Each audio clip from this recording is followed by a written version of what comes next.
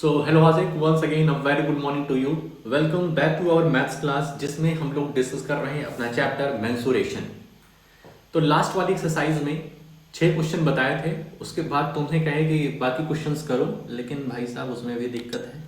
ठीक है, आए नहीं तुम्हें तो बताते हैं 6 क्वेश्चन जो बचे हुए हैं उनको यहाँ पर डिस्कस हम करेंगे। ठीक है, तो आ जाते हैं फटाक से अपनी पीपीटी पर और डिस्कस करते हैं वो क्वेश्चन। लेकिन भाई साहब अब के बाद फिर कंफ्यूजन ना हो इसमें, ऐसा कुछ करो, थोड़ा सा कंसंट्रेट होकर के पढ़ाई करिए, एकाग्रचित्त होकर के।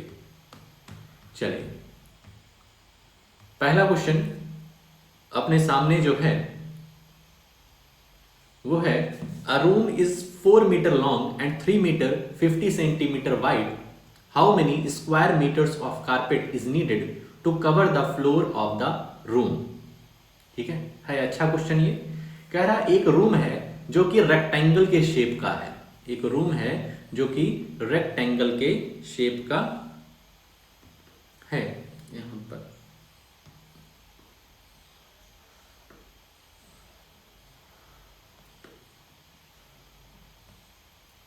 ठीक है, रेक्टेंगल के शेप का है जिसकी 4 मीटर लेंथ दी गई हुई है और 3 मीटर 50 सेंटीमीटर, जिसको हम लोग 3.50 मीटर लिखेंगे, यूनिट सेम कर लेंगे। ठीक है, इसका सबसे पहले हम एरिया निकाल देते हैं। कह रहा है कि इतने हम कितनी square metres of carpet use कर सकते हैं। तो सबसे पहले एरिया निकालते हैं। तो एरिया में लिखेंगे सबसे पहले length of the room, length of the room is equal to 4 meter, breadth of the room is equal to 3.50 metre. ठीक है, इसका हम लोग एरिया निकाल लेते हैं। तो ये जो हमें दिख रहा है ये रेक्टेंगल शेप का दिख रहा है। तो area of room is equal to length multiplied by breadth. तो 4 multiplied by 3.5 is equal to 4 5 are 20, 4 3 are 12 to 14, 14.0 है तो ये कैंसिल हो जाएगा, 14 मीटर स्क्वायर अपना आ जाएगा। ठीक है, how many square metres of carpet is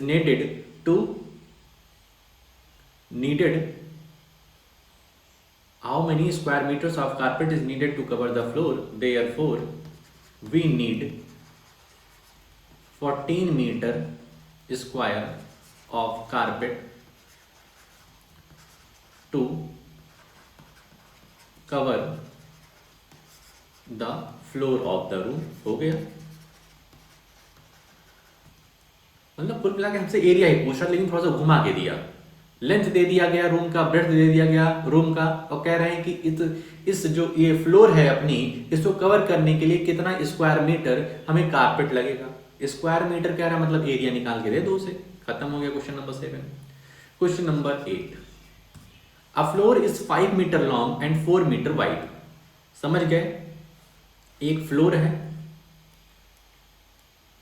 एक हमारे पास क्या है, एक फ्लोर है, 4 मीटर 5 मीटर लॉन्ग है और 4 मीटर वाइड है, 4 मीटर वाइड है। A square carpet of side 3 meter is laid on the floor। ठीक है, तो ये हमारे फ्लोर का दिया हुआ है, लेंथ और ब्रेड्थ दिया गया है। इस पर हमें क्या करना है, हमें एक स्क्वायर कारपेट लगाना है 3 मीटर की, स्क्वायर कारपेट लगानी है 3 मीटर की। Find the area of floor that is not carpeted. बहुत ध्यान समझो, हमें क्या दिया गया है, फ्लोर का लेंथ ब्रेड्थ दिया गया है, तो उसका हम लोग एरिया निकाल लेंगे। स्क्वायर कारपेट जो दी गई है उसका एरिया निकाल लेंगे। और कह रहा है कितनी एरिया ऐसी है जिस पर कारपेट नहीं बिछा हुआ है, जिस पर कारपेट नहीं बिछा हुआ है, तो वो हमें निकालना है। तो हम क्या कर देंगे, फटाफट माइनस कर देंगे। सबसे पहले हम फ्लोर का एरिया निकालते हैं। तो length of floor is equal to 5 metre, ये क्वेश्चन तुम्हारे टेस्ट में दिए हुए थे हम। Breadth of floor is equal to 4 metre. ठीक है, जब भी ऐसा क्वेश्चन आएगा तो दोनों की एरिया निकाल करके माइनस कर देना है। Area of the floor equals to length multiplied by breadth. Formula लिखो जरूर, 5 metre multiplied by 4 metre equals to 20 metre square. ये तो हमारे फ्लोर का हो गया। इस पर कह रहे हैं कि एक हमें क्या करना है, एक हम लगा रहे हैं स्क्वायर कारपेट, इस पर बिछा रहे हैं। क्या बिछा रहे हैं? स्क्वायर कारपेट बिछा रहे हैं। कुछ इस तरीके की स्क्वायर कारपेट बिछाएंगे, या कुछ इस तरीके से स्क्वायर कारपेट यहां पर बिछा दिए हैं, जिसका क्या है 3 मीटर। स्क्वायर कारपेट समझ रहे हो, 3 मीटर ये भी होगा, 3 मीटर ये भी होगा। तो लिख देंगे लेंथ ऑफ कारपेट कितनी गई है? 3 मीटर। एरिया ऑफ कारपेट, अब कारपेट अपना स्क्वायर है, यहां पे लिख दो area of square carpet. Area of square carpet is equal to 3 square of carpet. Formula पहले लिखेंगे तो side multiplied by side. Side कितना है? 3 जा 9 मीटर स्क्वायर। ठीक है, मतलब ओवरऑल हमारा 20 मीटर स्क्वायर है। ओवरऑल हमारा 20 मीटर स्क्वायर है, ये कितना है? 9 मीटर स्क्वायर। तो कितने एरिया में कारपेट नहीं बिछी हुई है? आराम से 11 मीटर आ जाएगा। यहां पे लिख देंगे area of the floor that is not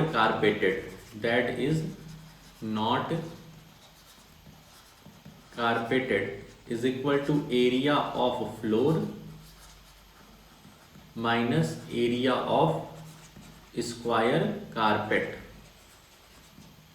area of floor तुम्हारा 20 मीटर स्क्वायर है और एरिया ऑफ स्क्वायर कारपेट तुम्हारा 9 metre square is equal to 11 metre square.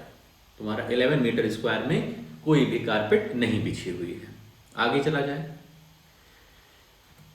9th question. ठीक, 5 square flower beds each of side 1 metre. 5 square flower bed, मतलब flower bed कैसे हैं? Square shape के हैं। इस तरीके से 5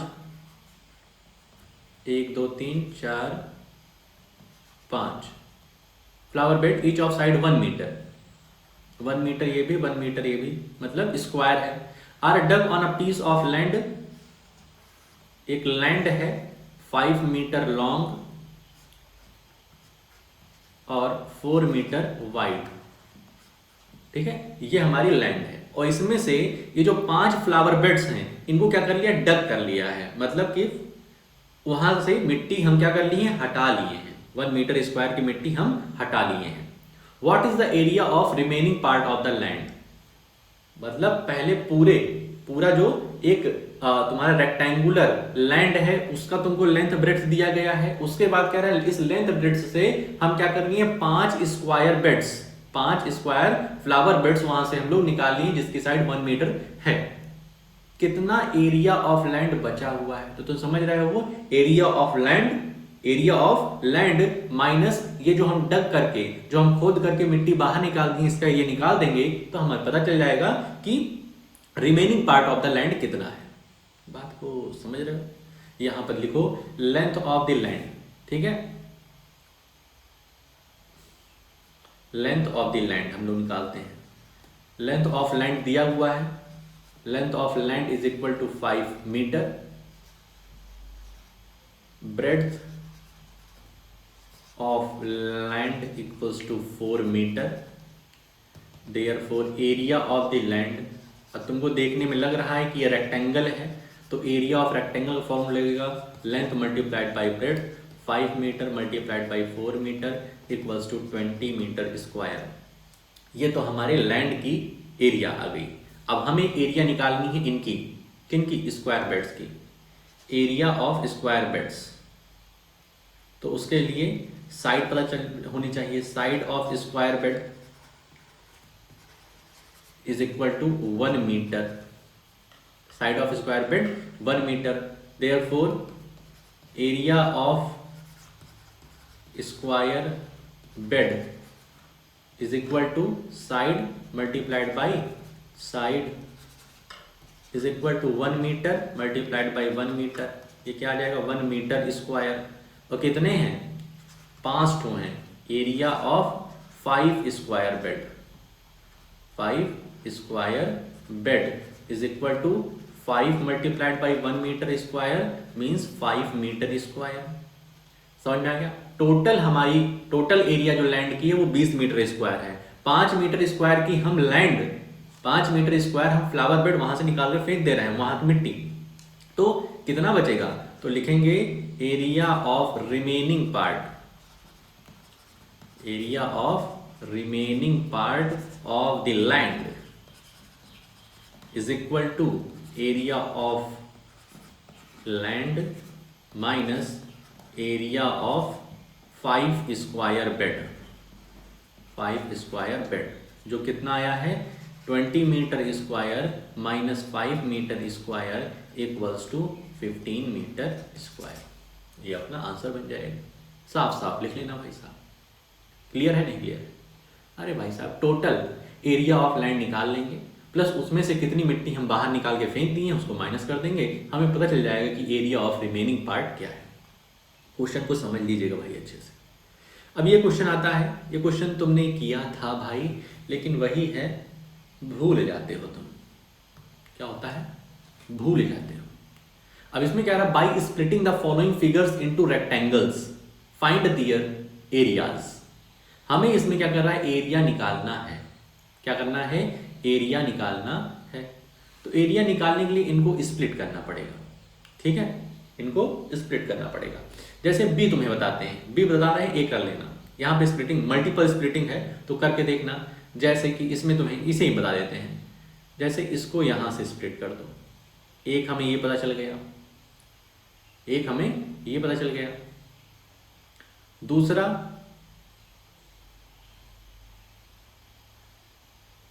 ये कर दो और ये कर दो। तो यहां पर देखो कितने बने तुम्हारे, फर्स्ट,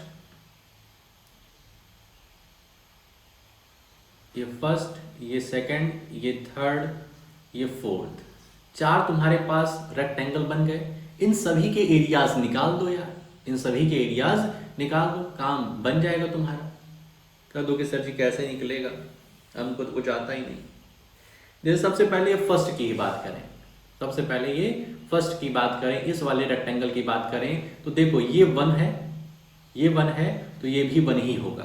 बहुत ध्यान समझो, ये 1 है तो ये 1 ही होगा। ये वाला कितना होगा, इसमें ही तो सोचना है, इसमें ही तो सोचना है। यहां से यहां तक 3 है, यहां से यहां तक 3 है, यहां से यहां तक 4 है, ठीक है। ये 4 तुम्हारा दिया गया है और ये 3 है, तो ये तुम्हारा कितना हो जाएगा, कुछ 2 हो जाएगा। समझ रहे बात? ये कितनी हो जाएगी, इसकी लेंथ हो जाएगी अपनी 2 सेंटीमीटर, हाँ मीटर ही तो है, तो 2 सेंटीमीटर। अब देखो इसका एरिया हम लोग निकाल लेंगे इसका फटाक से। इस फर्स्ट वाले रेक्टेंगल का एरिया क्या आ जाएगा, length into breadth 2 metre square. First वाले का एरिया, फर्स्ट रेक्टेंगल का एरिया कितना आ जाएगा, 2 मीटर स्क्वायर। सेकंड का यहां से यहां तक 4 दिया गया है, ये 4 दिया गया है तो ये भी 4 होगा, ठीक है। ये 2 दिया गया है तो एक और जोड़ दें, यहां पर 3 हो जाएगा। तो सेकंड वाले का अपने 4 मल्टीप्लाइड बाई 3, अरे भाई साहब देखो ये 4 है ये 3 है, ठीक है, तो 4 3 12 मीटर स्क्वायर। तीसरे वाले का ये 2 है, ये भी 2 होगा, ये 1 है, ये भी 1 होगा, तो तीसरे वाले कितना आ जाएगा, थर्ड का length multiplied by breadth 2 1 2 metre square. समझ रहे हो? जब तक स्प्लिट नहीं करोगे तब तक नहीं आएगा, ऐसे नहीं समझ में आएगा। फिगर तुम बनाओ खुद, ठीक है, उसके बाद उसको स्प्लिट करो। तो तीसरे का 2 आ गया, चौथे का कितना आ जाएगा, तो चौथे का तुम्हारा आ जाएगा, ये 3 दिया गया है, ये 4 दिया गया है ओवरऑल, तो ये भी ओवरऑल 4 हो जाएगा, तो 4 3 12। फोर्थ वाले का आ जाएगा 12 मीटर स्क्वायर। कि कंप्लीट की बात करेंगे तो 12 12 24 24 28, 28 मीटर स्क्वायर आंसर आ रहा होगा। इस तरीके से बी वाले को स्प्लिट करना है, अरे भाई ऐसे कर दो और ऐसे कर दो, स्प्लिट हो गया, 3 रेक्टेंगल बन गया, फर्स्ट सेकेंड थर्ड। इसके साइड की बात करें तो ये 1 दिया गया है तो ये भी 1 होगा, ये 3 दिया गया है तो ये भी 3 होगा, तो इस वाले का आ जाएगा 3 मीटर स्क्वायर। इस वाले की बात करें तो ये ओवरऑल 5 दिया गया था, ये 3 है तो ये भी 3 होगा, ठीक है, और ये 3 तो ये 3, ये 1 तो ये 1, ये 1 कैसे जानिए क्योंकि यहां से यहां तक की 2 दी गई है और ओवरऑल 3 है, ठीक है, तो 3 1 ये हो जाएगा 3 मीटर स्क्वायर। इसकी बात करेंगे तो ये 3 यहां से लेकर यहां तक 3 मीटर, ये 1 मीटर, तो लेंथ मल्टीप्लाइड बाई ब्रेड्थ करेंगे तो ये भी 3 मीटर स्क्वायर आ जाएगा। ओवरऑल कितना आ गया 9 मीटर स्क्वायर। समझ रहे हो? स्प्लिट करो बच्चा, स्प्लिट करने के बाद तुम्हारे पास रेक्टेंगल बनेगा, रेक्टेंगल की लेंथ ब्रेड्थ दिमाग से सोचो, उस फिगर में ही कुछ हिंट दिया रहेगा तो वहां से तुम लेंथ ब्रेड्थ निकालो, उसके बाद area of rectangle length multiplied by breadth होता है। इसी तरीके से इसमें भी करना है हमें, ठीक है। इसमें देखो कुछ इस तरीके से या इस तरीके से मार दो डिवीजन, और या इस तरीके से मार दो, तुम्हारी मर्जी। इसमें ऐसे मार दो, किसी एक का निकाल लो, बाकी 5 से मल्टीप्लाई कर दो।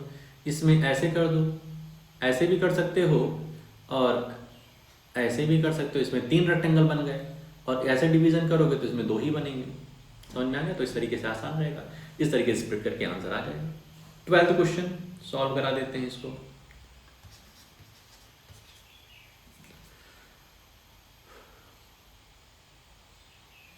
ट्वेल्थ क्वेश्चन सॉल्व करा देते हैं भाई साहब। लिख रहा है how many tiles whose length and breadth are 12 centimeter and 5 centimeter respectively will be needed to fit in a rectangular region whose length and breadth are respectively। बहुत ध्यान से सुनो क्या कह रहा है। हमारे टाइल की जो लेंथ ब्रेड्थ है वो 12 सेंटीमीटर और 5 सेंटीमीटर है। हमारे टाइल की लेंथ सोचो, हमारे पास एक टाइल है जिसमें एक तरफ 12 सेंटीमीटर है और एक तरफ 5 सेंटीमीटर लेंथ ब्रेड्थ दी गई है। इस तरीके की कितनी टाइल्स जा करके लगेंगी इस तरीके के रूम में, मतलब उसके उस रूम का 100 सेंटीमीटर लेंथ है और ब्रेड्थ 144 सेंटीमीटर है, तो कितनी इस तरीके की टाइल्स जा करके उसमें लगेंगी। और दूसरा क्वेश्चन है कि इन्हीं टाइल्स को जिनकी मेजरमेंट 12 सेंटीमीटर और 5 सेंटीमीटर ब्रेड्थ दी गई है, कितनी टाइल्स जा करके लगेंगी इस वाले रूम में, जिसका डायमेंशन जो दिया गया है, लेंथ ब्रेड्थ दिया गया है 70 सेंटीमीटर एंड 36 सेंटीमीटर। एक बहुत ध्यान से समझो, ठीक है। सबसे पहले हम क्या करेंगे ऐसे क्वेश्चन में, एरिया ऑफ रूम निकाल लेंगे। एरिया ऑफ रूम मतलब ये जो रूम है अपना, इसका एरिया निकाल लेंगे। तो एरिया क्या होता है, length multiplied by breadth. Length कितनी दी गई है 100 और ब्रेड्थ दी गई है 144, मतलब कितना आ जाएगा, इतना 14,400 सेंटीमीटर स्क्वायर। इसके बाद हम लोग निकाल लेंगे area of tile. Area of tile, तो टाइल भी हमारे रेक्टेंगल शेप की है, तो वो भी लेंथ मल्टीप्लाइड बाई ब्रेड्थ, ठीक है। ये फर्स्ट सॉल्व करा रहे हैं। रूम है हमारा 14,400 सेंटीमीटर स्क्वायर का, और टाइल जो है वो अपनी है लेंथ 12 इंटू 5 60 सेंटीमीटर स्क्वायर। तो number of tiles required is equal to area of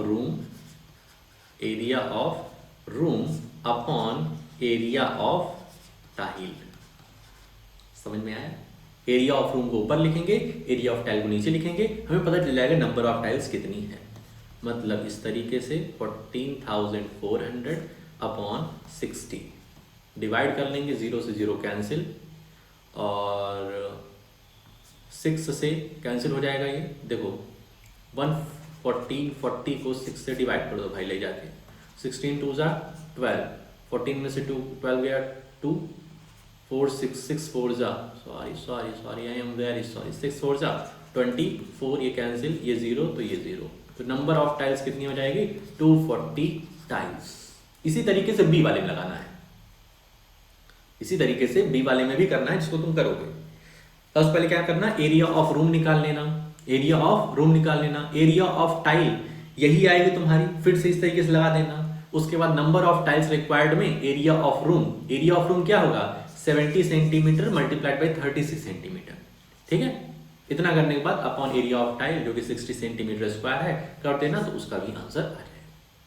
समझ गए। इसमें कह रहा था कितनी टाइल्स लगेंगी उस कमरे में जिसकी लेंथ दी गई है, ब्रेड्थ दी गई है, और हमारे टाइल की भी लेंथ ब्रेड्थ दी गई है। तो आई होप सो कि क्लियर हो गया होगा। तो यही तुम्हारे इतने ही क्वेश्चंस हैं, सब समझ में आ गए होंगे। इस तरीके से मेंसुरेशन का जो चैप्टर है वो यहाँ पर हो जाता है खत्म। तो तुम्हारा काम रहेगा कि इस चैप्टर में अगर अभी भी कोई दिक्कत परेशानी है तो उसको शाम को पूछ लो, ठीक है। अब इस चैप्टर को हम लोग टेस्ट के पहले, जब भी एग्जाम हम लोग का होगा तब पढ़ेंगे, ठीक है। तब तक इसको फिर टच नहीं करेंगे, बस तुम्हें क्वेश्चंस वगैरह बीच बीच में देते रहेंगे, ठीक है। इसके अलावा जो अपना ग्रामर पोर्शन है, ग्रामर पोर्शन में तुम शुरू के 5 याद किए हो, तो शुरू के 5 जो है वो 2 टाइम्स वापस से लिख लो और अच्छे से याद कर लो। बिना देखे सुनाना है यार, ठीक है। आई रिपीट, बिना देखे सुनाना है। तो आज के लिए अपने इस वीडियो में हम लोग इतना ही रखते हैं, मिलते हैं नेक्स्ट वीडियो में। ओके।